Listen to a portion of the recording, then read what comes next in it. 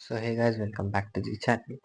In this video we are going to discuss about the chapter which is our environment, जो कि class 10th का सबसे छोटा सा बेसिक सा बायो का चैप्टर है। इससे भी फिर भी 5 मार्क्स के क्वेश्चन आपके बोर्ड एग्जाम में आ जाते हैं। तो अब इसके जो टॉपिक्स है, सबसे पहला टॉपिक है इसका इकोसिस्टम। देखो इकोसिस्टम क्या होता है, जहाँ भी जैसे एक एरिया में स्पेसिफिक लिविंग ऑर्गेनिजम्स एक साथ रह रहे हो तो उसी को हम लोग इकोसिस्टम कहते हैं। मतलब जैसे हम यहाँ पे कह सकते हैं, मान लो ये एरिया है, ठीक है, यहाँ पे क्या है, कुछ लिविंग है, ये सब लिविंग है समझ लो, ये नॉन लिविंग है। तो इनके बीच का जो इंटरेक्शन है उसी को एक एरिया में इकोसिस्टम कहते हैं। तो इसकी डेफिनेशन क्या हो जाएगी, it is the interaction between living and non-living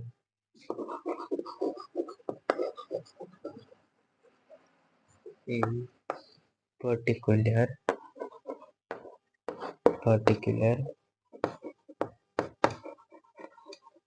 area. ठीक है, एक स्पेसिफिक एरिया में किसी भी लिविंग और नॉन लिविंग का इंटरेक्शन होना, ये हम लोग इकोसिस्टम कहते हैं। ठीक है, अब देखो, अब इकोसिस्टम फर्दर हमारा टू टाइप से कंपोनेंट्स, देखो इकोसिस्टम के दो कंपोनेंट्स अभी हमने देखा, एक लिविंग होता है और एक क्या होता है हमारा, नॉन लिविंग।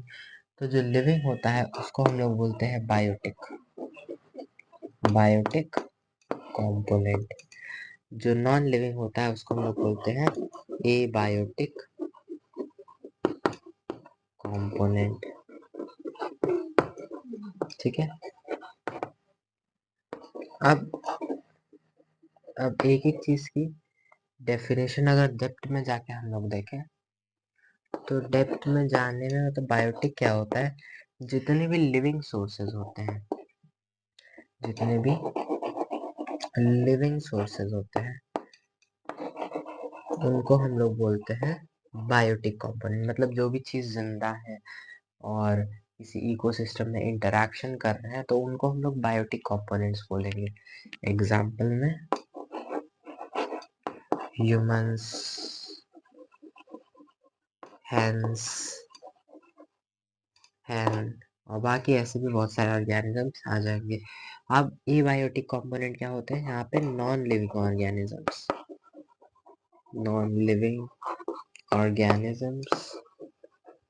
ठीक है, यहाँ पे नॉन लिविंग ऑर्गेनिजम्स एक साथ रहते हैं तो उन मतलब नॉन लिविंग ऑर्गेनिजम्स जहाँ पे होते हैं वो एबायोटिक कंपोनेंट, मतलब जो भी नॉन लिविंग ऑर्गेनिजम्स होते हैं वो एबायोटिक कंपोनेंट के अंदर में आते हैं। अब देखो एग्जाम्पल की बात करें तो हमारे पास एग्जाम्पल हो जाएगा, मान लो चेयर जो कि नॉन लिविंग है, हमारा टेबल, चौक, लेकिन डेली बेसिस पे इनका हम यूज करते हैं। देखो चेयर टेबल का स्टडीज में, चौक का टीचिंग में, तो ये सब बेसिस पे यूजेस होते रहते हैं इसके। आप देखो अगर वही हम और डिटेल में पढ़े तो इकोसिस्टम क्या होता है फिर, it is the interaction between living and non living in a particular area. मान लो आपके पास कोई एक एरिया है, उस स्पेसिफिक एरिया में मान लो आपका एरिया है, वहां पे सिर्फ कुछ हेंस, कुछ गोट, कुछ काऊ, कुछ बफेलोज और ह्यूमंस और ये सब आपस में आप अपने रूम में चेयर टेबल के साथ इंटरेक्शन के साथ ये सब एक जगह पे कंबाइन हुआ है। तो जिस एरिया में ये सब कंबाइन होता है वो पूरे एरिया में, जिस एरिया में इंटरेक्शन होता है लिविंग और नॉन लिविंग का, जैसे आप अपना रूम ले लो तो आपके रूम में क्या होगा, आपका स्टडी टेबल होगा, आपका फोन होगा। अगर आप अपना पूरा हाउस ले लो एज एन इकोसिस्टम तो वहाँ पे आपके पेरेंट्स भी होंगे जो कि लिविंग, और आपका जो नॉन लिविंग मटेरियल है वो भी होगा। तो उससे आप इंटरैक्ट होते हो, तो किसी एरिया में जब इंटरैक्शन होता है लिविंग नॉन लिविंग का उसी को हम लोग इकोसिस्टम बोलते हैं। अब इकोसिस्टम फर्दर 2 टाइप्स का होता है, एक बायोटिक कंपोनेंट्स होते हैं उसके, एक एबायोटिक कंपोनेंट्स होते हैं। इससे बोर्ड्स में आ जाते हैं क्वेश्चन 3 मार्क करके। देखो बायोटिक कंपोनेंट क्या होते हैं, ऐसे कंपोनेंट मतलब ऐसे सोर्सेज जो कि लिविंग हो, मतलब वो क्या होते हैं, लिविंग होते हैं, वो लाइफ प्रोसेसेस परफॉर्म करते हैं। अगर डेफिनेशन की बात करें तो the components which are live on this nature are called as biotic components. Abiotic components क्या होते हैं, it is the physical component which is not having the life and it does not perform any type of life processes। ठीक है, अब आगे बढ़ते हैं। तो आगे का जो हमारा टॉपिक है वो है हमारा organisms on the basis of nutrition. देखो अगर हम बात करें किसी ऑर्गेनिज्म की, न्यूट्रिशन के बेसिस पे हम ऑर्गेनिज्म को क्लासिफाई करते हैं। न्यूट्रिशन के बेसिस पे ऑर्गेनिज्म को हम लोग क्लासिफाई करते हैं।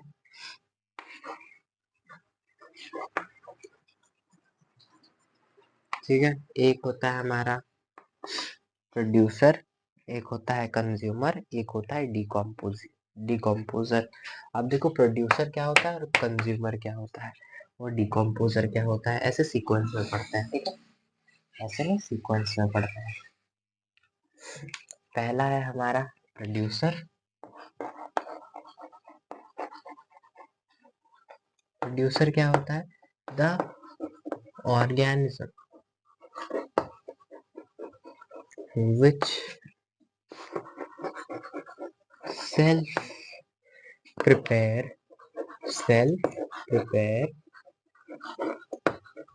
its food. मतलब ऐसे ऑर्गेनिज्म जो अपना फूड खुद प्रिपेयर करते हैं वो होते हैं प्रोड्यूसर्स। ठीक है, अब आया कंज्यूमर। देखो the organism which eat producers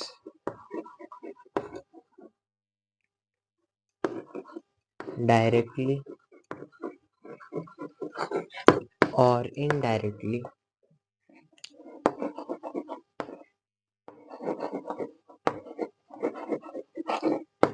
to fulfill their nutritional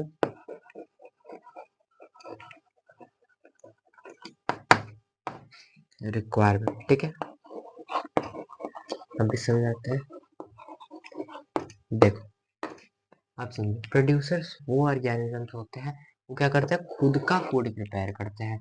मतलब ऐसे ऑर्गेनिज्म जो अपना फूड खुद प्रिपेयर करते हैं। एग्जांपल में लिख लो आप, जैसे कि ग्रीन प्लांट्स हो गए। ठीक है, जो अपना फूड खुद प्रिपेयर कर रहे हैं।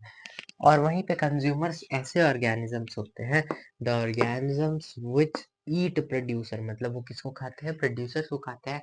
डायरेक्टली खाते हो या फिर इनडायरेक्टली खाते हो। डायरेक्टली इनडायरेक्टली का क्या मतलब, मतलब सीधे से जाके घास को खा लेते हैं, या फिर वो ऐसा ऑर्गेनिज्म खाते हैं जो कि घास को ही खाता है। जैसे समझो किसी किसी रैबिट ने क्या किया, ग्रास खाया। अब उस रैबिट को किसी मान लो किसी कैट ने पकड़ के खा लिया, तो वो डायरेक्टली तो नहीं लेकिन इनडायरेक्टली तो डिपेंड कर रही है ना। मतलब अगर वो ग्रास नहीं लाता तो रैबिट सरवाइव नहीं करता, तो कैट तो ग्रास खाती नहीं। इनडायरेक्टली वो क्या कर रही है, ग्रास पे ही डिपेंड कर रही है। तो मतलब कंज्यूमर वो ऑर्गेनिजम्स होते हैं वो जो डायरेक्टली या इनडायरेक्टली प्रोड्यूसर्स पे फूड के लिए डिपेंड करते हैं। एग्जाम्पल में रैबिट ले लेते हैं, माउस ले लेते हैं, और भी बहुत सारे ऑर्गेनिजम्स एग्जाम्पल इसके हो जाएंगे। अब हमारा जो आता है इसी में इसका थर्ड टॉपिक वो है डीकम्पोजर। डीकम्पोजर ऑर्गेनिजम्स क्या होते हैं, डीकम्पोजर नाम से ही पता चल रहा है जो ऑर्गेनिज्म डिकम्पोज करने में हेल्प करते हैं।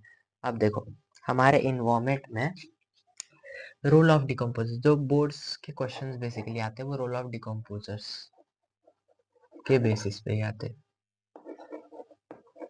डिकम्पोजर्स द ऑर्गेनिज्म, देखो ऑर्गेनिज्म को ORG करके छोड़ देता, which eat inorganic and नहीं देखो इन नहीं organic substance and clean our environment is called decomposers। अब देखो डिकम्पोजर्स ऐसे ऑर्गेनिजम्स होते हैं, वो क्या करते हैं, दूसरे जो ऑर्गेनिजम्स होते हैं उनकी, जैसे मान लो कोई एक ऑर्गेनिज्म था, मान लो ये कोई डियर था, एक डियर था मान लो, ये डियर था, अब ये डेड हो गया, अब डियर डेड हो गया, अब ये अगर ये और ऐसे नेचर में रह गया तो ये क्या करेगा, बैड स्मेल्स इसकी जो कि बाकी ऑर्गेनिजम्स को हार्म करेंगी, तो फिर वो उसको क्या होता है, वो कर लेता है, उसको उसके ऊपर छोटे छोटे बैक्टीरियाज एक्ट करते हैं जो कि क्या कर देते हैं, उसकी जो डिकम्पोजिशन का प्रोसेस होता है, उसका ब्रेकडाउन का जो प्रोसेस होता है उसको फास्ट कर देते हैं, उसकी बॉडी को छोटे छोटे सेगमेंट्स में डिवाइड कर देते हैं। तो इसी प्रोसेस को हम लोग बोलते हैं, यही जो प्रोसेस होता है वही होता है हमारे डिकम्पोजर्स। अब देखो फिर से एक बार देखते हैं, डिकम्पोजर्स वो ऑर्गेनिजम्स होते हैं जो कि ऑर्गेनिक सब्सटेंस को क्या करते हैं, फीड करते हैं और हमारे एनवायरमेंट को क्लीन करते हैं, ऐसे ऑर्गेनिज्म को डिकम्पोजर्स कहते हैं। जैसे एक डेड डियर है, डेड डियर पे क्या करते हैं, कुछ माइक्रो ऑर्गेनिजम्स फीड करते हैं और उसकी बॉडी को प्रॉपरली डिकम्पोज कर देते हैं। और ये जो डिकम्पोजर्स का टॉपिक है, इससे बोर्ड्स में क्वेश्चन लगभग आता ही आता है। इसमें रोल ऑफ डिकम्पोजर्स पूछ लेगा, if there will be no decomposition then what will happen. तो लोग स्मेल की वजह से, बैड स्मेल की वजह से अस्थमा के पेशेंट्स भी हो सकते हैं। अब हमारा कुछ इंटरेस्टिंग सा टॉपिक आता है जो कि है फूड चेन। फूड चेन, अब बताओ फूड चेन क्या होता है, नाम से पता चल रहा है फूड चेन। देखो फूड चेन एक ऐसा सीक्वेंस है लिविंग ऑर्गेनिज्म का जो कि क्या करता है, the sequence of living organisms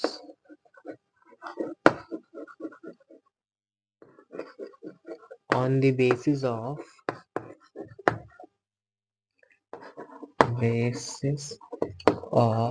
their consumption of food।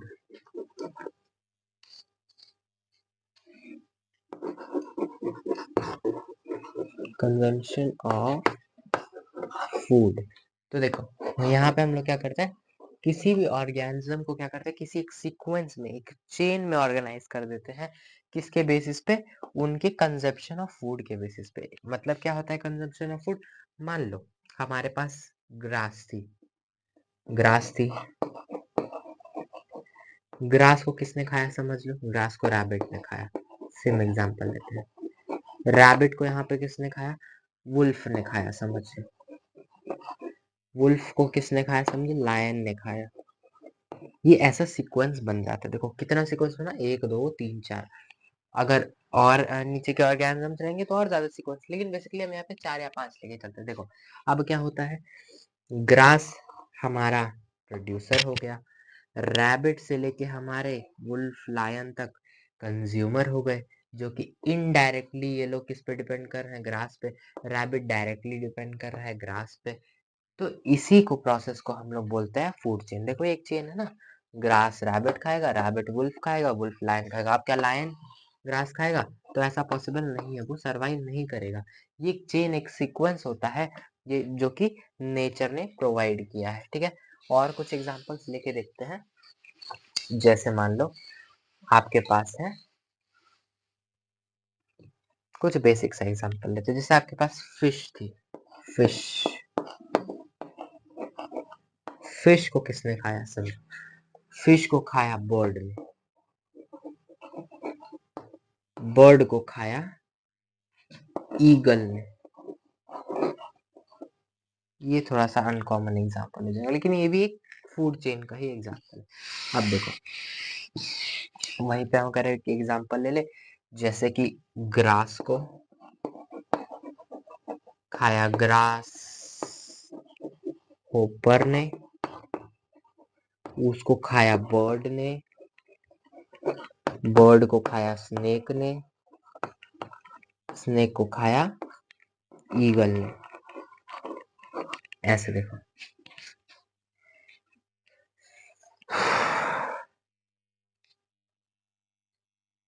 यहाँ पे ठीक है। तो इस सीक्वेंस को हम लोग बोलेंगे वल्चर ले लेते हैं, क्योंकि बर्ड में हम लोग ईगल स्मॉल बर्ड में कंसीडर कर सकते हैं। देखो अब ग्रास को खाया ग्रास हॉपर ने, ग्रास हॉपर का खाया बर्ड ने, बर्ड को खाया स्नेक ने, स्नेक को खाया वल्चर। अब बताओ क्या ग्रास को इनडायरेक्टली बर्ड खा सकती? तो ऐसा पॉसिबल नहीं है, डायरेक्टली नहीं। ग्रास को इनडायरेक्टली बर्ड खा सकते हैं, तो क्या ग्रास को डायरेक्टली बर्ड खा सकती? नहीं। ग्रास को डायरेक्टली स्नेक खा सकता? तो ये भी पॉसिबल नहीं है। ग्रास को डायरेक्टली वल्चर खा सकता? ये भी पॉसिबल नहीं है। ग्रास को डायरेक्टली ग्रास हॉपर खा सकता? तो ये पॉसिबल है। ये लोग इनडायरेक्टली उसका सोर्स है, उस न्यूट्रिशन, वो न्यूट्रिशन इनका इनडायरेक्टली सोर्स है, डायरेक्टली इनका सोर्स नहीं है। मतलब वो लोग डायरेक्टली उस पे डिपेंड नहीं कर रहे हैं, उस मोड ऑफ न्यूट्रिशन पे, वो इनडायरेक्टली डिपेंड कर रहे हैं। मतलब वो लोग उस, जैसे मान लो आप खाते हो कोई फूड, तो मान लो आपने रोटी खाई, तो रोटी तो आपने डायरेक्टली नेचर से सोर्स ले लिया। अब वहीं पे कोई चिकन खाता है, तो चिकन छोटे छोटे ऑर्गेनिजम्स को खाती है, मतलब छोटे माइक्रो नहीं, छोटे छोटे इंसेक्ट्स को खाती है। तो इंसेक्ट्स मान लो ग्रासेस को खाते होंगे, तो इनडायरेक्टली देखो वो भी हमारा कंजम्पशन ऑफ जो न्यूट्रिशन वैल्यू है वो ग्रास की ही मिलेगी, लेकिन जो उसका कंजम्पशन होगा उसमें हेल्प करेगा हमको क्या? चिकन। देखो अब इसके बाद जो हमारा टॉपिक आता है वो है ट्रॉफिक लेवल का। ट्रॉपिक,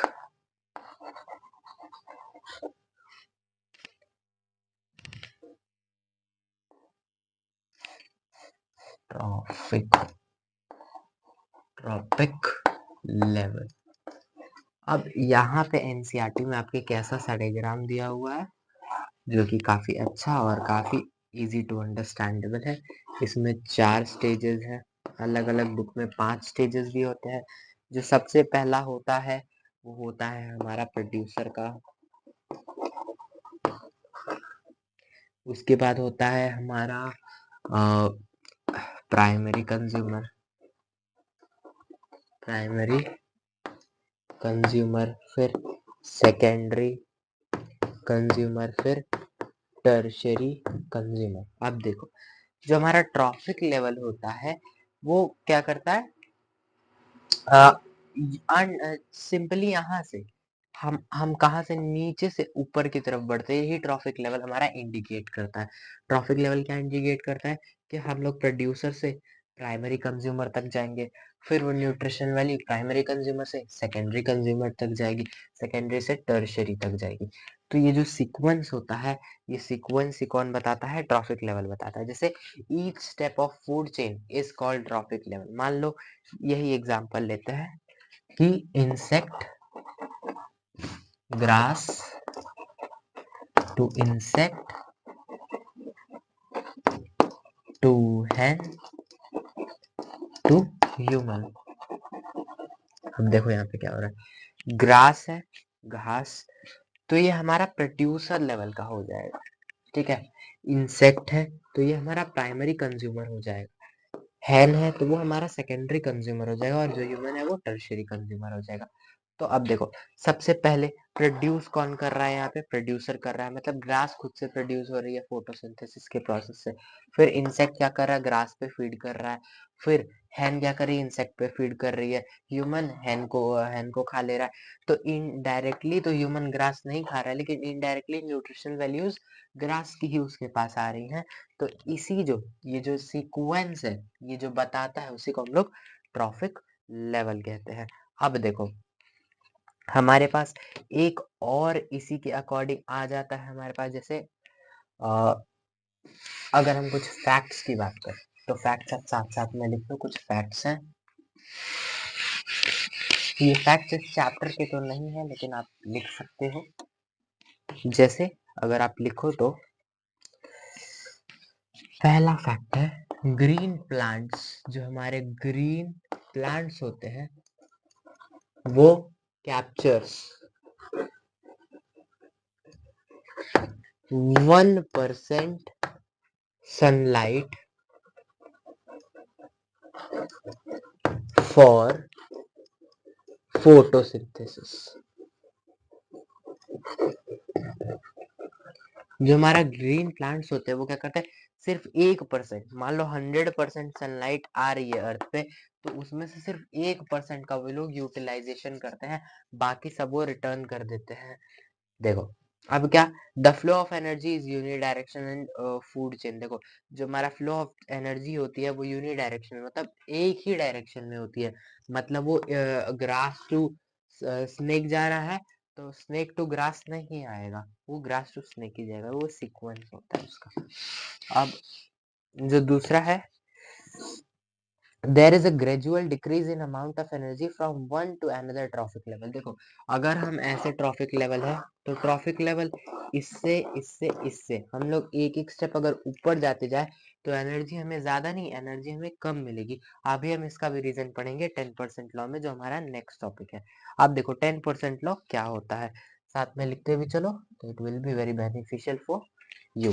तो देखो 10% लॉ क्या होता है, अब वो काफी अच्छा टॉपिक है और इससे क्वेश्चंस भी आते ही हैं बोर्ड एग्जाम में। मेरे टाइम पे तो आए थे, उसके पहले भी आए थे। देखो 10% लॉ, नाम से ही पता चल रहा है कुछ तो 10% की यहाँ पे बात करेगी। देखो अगर हम इसकी बात करें, इसका प्रॉपर डेफिनेशन की बात करें, तो प्रॉपर डिफाइन इसको हम लोग कैसे करेंगे, इसको हम लोग डिफाइन ऐसे करेंगे। देखो when energy flows from one traffic level to other, the amount of energy passed is 10% of the total।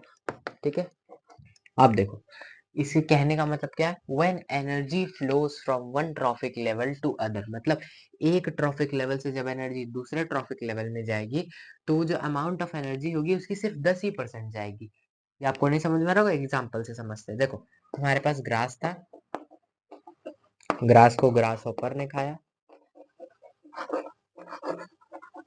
Grass hopper को बर्ड ने खाया और बर्ड को स्नेक ने खाया, ऐसे समझो। अब मान लो हमारे पास यहाँ पे 1000 जूल एनर्जी थी, 10,000 ले लेते हैं, 10,000 जूल एनर्जी थी, एनर्जी की यूनिट जूल होती है। देखो ग्रास में मान लो 10,000 जूल्स एनर्जी थी। अब जब ग्रास ऊपर उसको खाएगा तो उसको टोटल 10,000 जूल एनर्जी नहीं मिलेगी, उसको सिर्फ इसका 10% मिलेगा। मतलब इसको डिवाइड बाई 10 करोगे तो यहाँ पे इसको सिर्फ 1000 जूल मिलेगा, मतलब बाकी 9,000 नेचर, नेचर में वो अभी भी थ्योरी वो अभी उसकी प्रॉपर आई नहीं हुई है कि वो का एनर्जी कहाँ जाती है। देखो इसने 10,000 खाया, लेकिन ग्रासहोपर ने जब उसको खाया तो फिर इसको सिर्फ 1000 मिला, और फिर जब बर्ड उसको खाएगी तो सिर्फ उसको 100 जूल एनर्जी मिलेगी। मतलब देखो यहाँ पे 10,000 था लेकिन यहाँ पे जाके 100 हो गया। जब स्नेक बर्ड को खाएगा तो उसको सिर्फ 10 जूल एनर्जी मिलेगी। ये देखो ये काफी अच्छा लॉ है जो कि डिस्क्राइब करता है फ्लो ऑफ एनर्जी को एक ट्रॉफिक लेवल से दूसरे ट्रॉफिक लेवल। देखो एक ट्रॉफिक लेवल से दूसरे ट्रॉफिक लेवल हम लोग जा रहे हैं तो क्या कर रहे हैं, total energy, total energy divide by 10। जब हम लोग टोटल एनर्जी को डिवाइड बाय 10 कर रहे हैं उतनी एनर्जी हमारी दूसरे ट्रॉफिक लेवल में जा रही है। फिर टोटल एनर्जी को डिवाइड बाय 10 करेंगे, फिर उतनी आगे वाली लेवल में, फिर उसको, फिर ऐसे ऐसे आगे होते हुए ऐसे जाती है। तो यही होता है हमारा 10% लॉ। तो 10% लॉ क्या कहता है? ये फ्लो ऑफ एनर्जी दिखाता है एक ट्रॉफिक लेवल से दूसरे ट्रॉफिक लेवल में, जहाँ पे जो एनर्जी का फ्लो होता है वो क्या करता है, एक ट्रॉफिक लेवल से दूसरे ट्रॉफिक लेवल जाने में सिर्फ 10% शिफ्टिंग ऑफ एनर्जी होती है, बाकी सब एनर्जी नेचर में रिलीज हो जाती है। अब एग्जाम्पल हमने समझ लिया। अब हमारे पास जैसे हमने फूड चेन पढ़ा वैसे हमारे पास है फूड वेब। तो पहले डेफिनेशन देख लो फूड वेब की क्या होती है। फूड वेब की डेफिनेशन है, it is the inter connection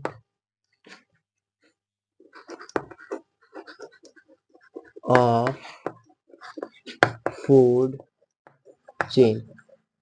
ये क्या है? फूड चेन का इंटर कनेक्शन है। मान लो हमारे पास था यहाँ पे ग्रास,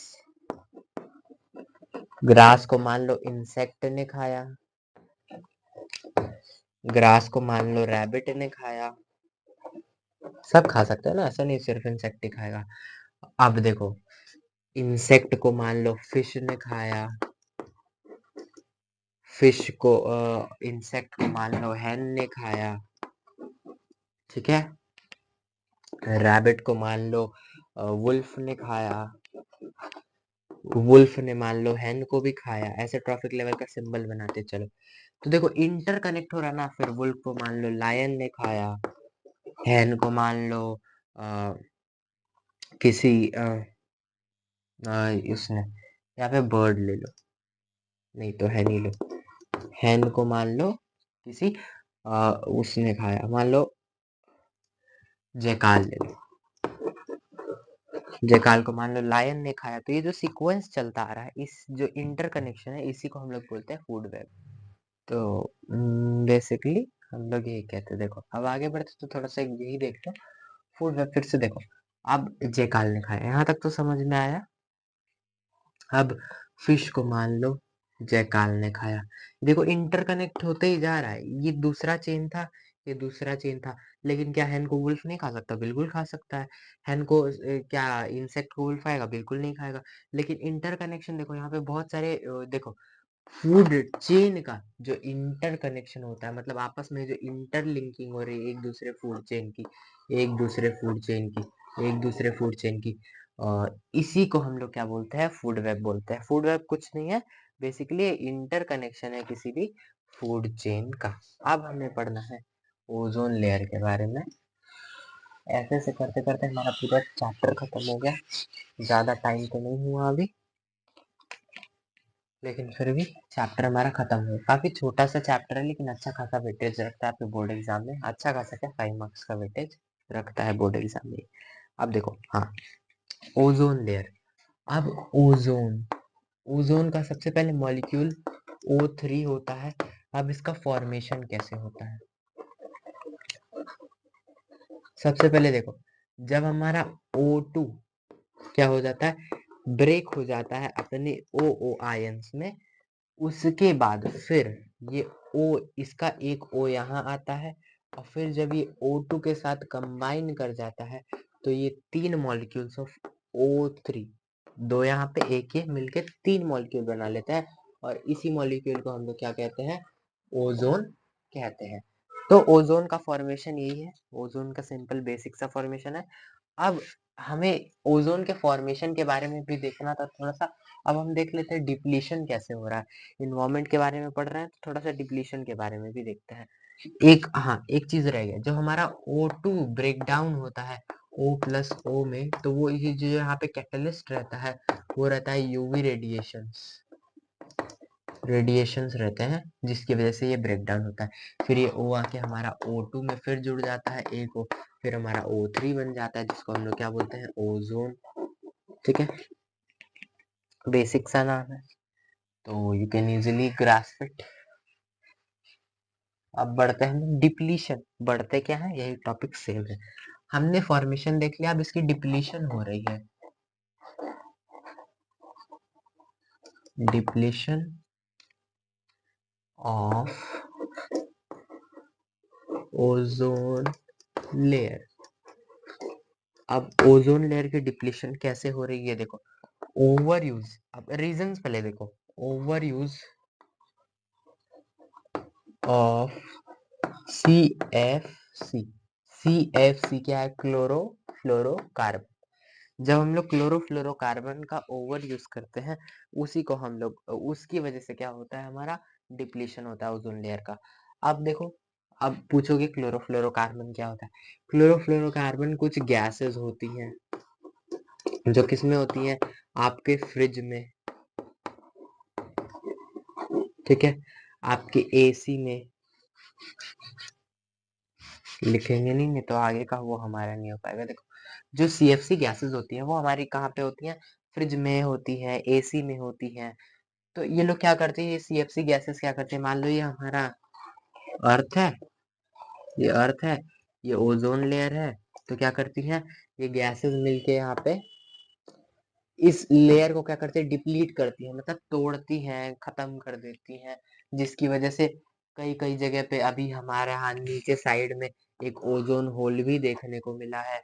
अगर ओजोन लेयर नहीं रहेगा तो सन की यूवी रेडिएशंस हमारे स्किन को हार्म करेंगी। ओजोन क्या करता है, सन की हार्मफुल रेडिएशन जिनकी वजह से हमें स्किन कैंसर हो सकता है, उनको वो प्रिवेंट करता है धरती तक आने में। लेकिन अगर वो डिप्लीट हो जाएगा तो फिर हमें डायरेक्ट यूवी रेडिएशंस मिलेंगी, जिनकी वजह से हमारा स्किन हम हमें बहुत हार्म करेगा। अब देखो, ये एक रीजन हो गया।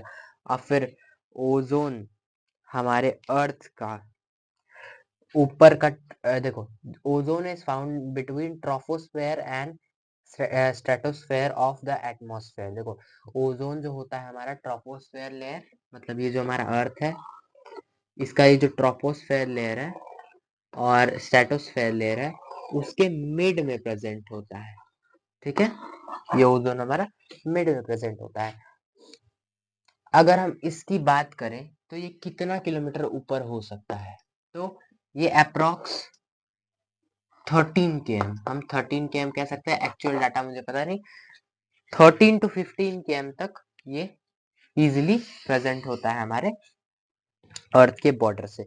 आप देखो, ozone is protective layer on earth which traps UV rays to enter on earth. Ozone एक ऐसा लेयर है जो क्या करता है, ट्रैप करता है यूवी रेडिएशंस को और अर्थ पे आने से उन्हें रोकता है। अगर वो अर्थ पे आएंगी तो हमें वो हार्म करेंगी। अब देखो, nowadays ozone got depleted by the gas CFC, which is chlorofluorocarbon, which is present in AC and refrigerators। मतलब फ्रिज और AC में एक गैस होती है जिसका नाम होता है क्लोरोफ्लोरोकार्बन, जिसकी वजह से हमारा ओजोन क्या हो रहा है, डिप्लीट हो रहा है। अब हमें पढ़ना है गार्बेज गार्बेज डिस्पोजल। यस,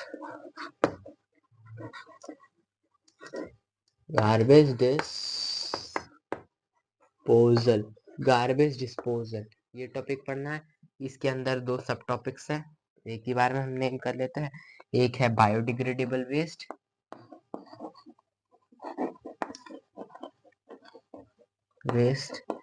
कुछ लोग जो अभी सैंपल पेपर सॉल्व किए होंगे या फिर कर रहे होंगे, उनको ये बायोडिग्रेडेबल, नॉन बायोडिग्रेडेबल पक्का दिखा होगा पेपर में। एक होता है नॉन बायो डिग्रेडेबल वेस्ट, ठीक है। अब देखो गार्बेज डिपोजिशन क्या होता है।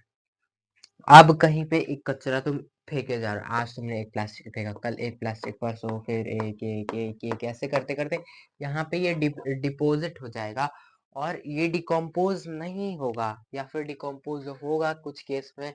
तो जो डिकम्पोज होगा वो होगा बायोडिग्रेडेबल वेस्ट, जो डिकम्पोज नहीं होगा वो होगा नॉन बायोडिग्रेडेबल वेस्ट। अब गार्बेज डिस्पोजल क्या होता है?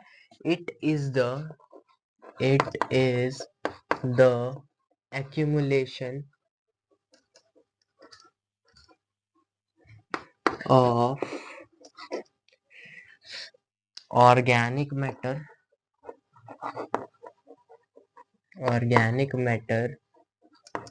or inorganic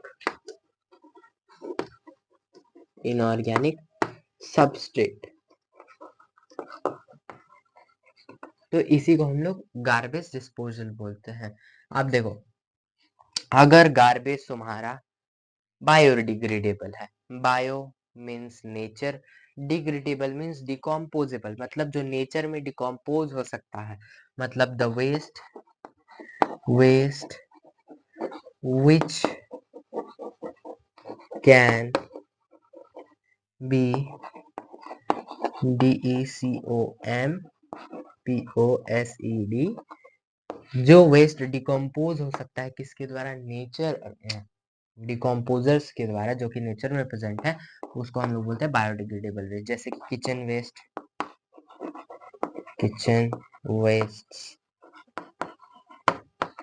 और भी बहुत सारे। नॉन बायोडिग्रेडेबल वेस्ट क्या होता है, द वेस्ट